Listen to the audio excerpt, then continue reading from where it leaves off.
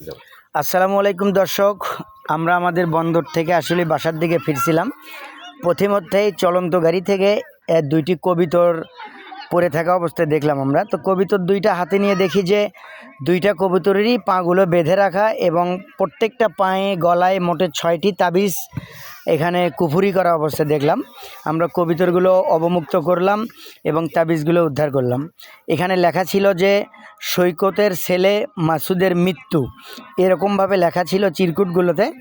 আমরা সেগুলোকে অবমুক্ত করলাম। এই ভিডিওটি ছাড়াও এই উদ্দেশ্য যে যে মাসুদের ছেলে সৈকত আছেন তার কাছে পর্যন্ত যদি আমাদের এই ভিডিওটি পৌঁছায় তাহলে অবশ্যই নিজের ব্যবস্থা নিজে নেবেন, যাতে ভবিষ্যতে আর কোনো কুফুরি বা তাবিজ আপনার উপর ইফেক্ট না করে। মূলত এই উদ্দেশ্যে ভিডিওটি দেয়া।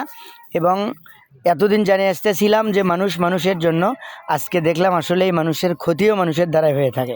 সবাই সাবধান থাকবেন এবং নিজের